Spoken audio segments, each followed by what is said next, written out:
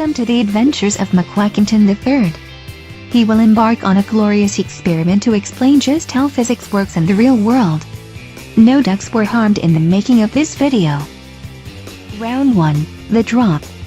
Here is McQuackington III being dropped from a height of around 53 centimeters, or 0.53 meters.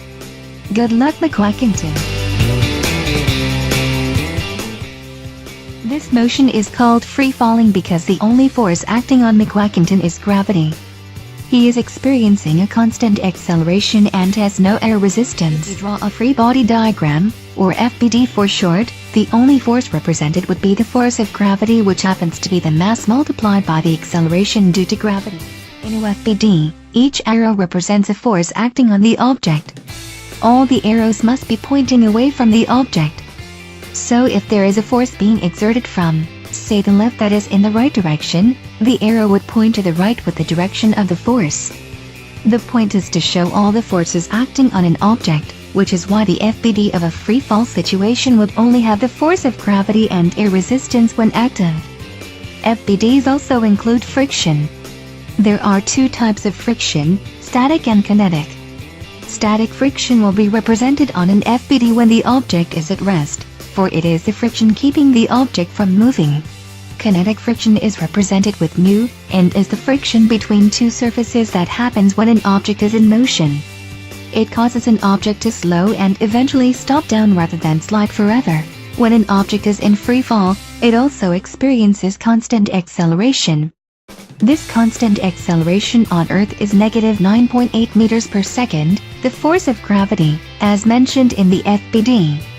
The reason why the acceleration is constant is because gravity is not changing during the time the object is falling. Round 2.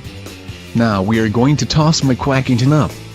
He will start at a height of 0.85 meters and be tossed 0.30 meters before falling 1.15 meters. Let's see how this goes. What is different about the situation than the last? Well, the object is still ultimately moving down, but now we have a bump going up in the object's path of travel. In other words, the object is now moving up for a portion of time and changes direction at the peak. It is important to note that when McQuackington is moving up, he is slowing down, while when he is moving down, he is beginning to speed up. This is due to the downwards pull of the force of gravity of McQuackington. Also, in throw-up situations, there is an initial velocity rather than it just being zero like in a free-fall equation. So, all in all, there is a pretty big difference in normal free-fall and throw-up situations. Time for the last round. This time, we will take McQuackington for a nice spin in a circular motion before we let go of him and see what differs from the previous times we let go of our duck.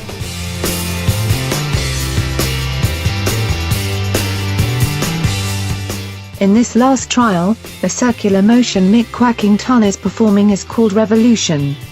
Revolving is when an object has a radius greater than 0 from its center to the center of the axis it is traveling around.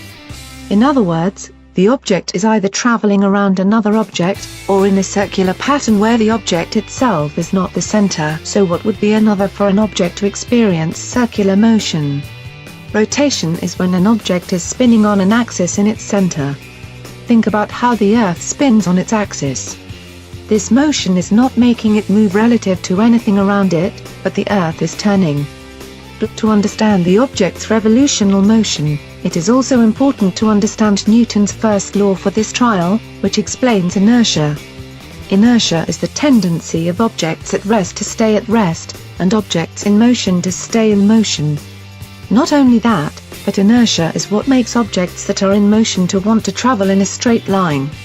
It depends solely on the mass of an object in a direct way. While the object wants to travel in a straight line, it is due to the tension in the string that keeps the object moving in a circle.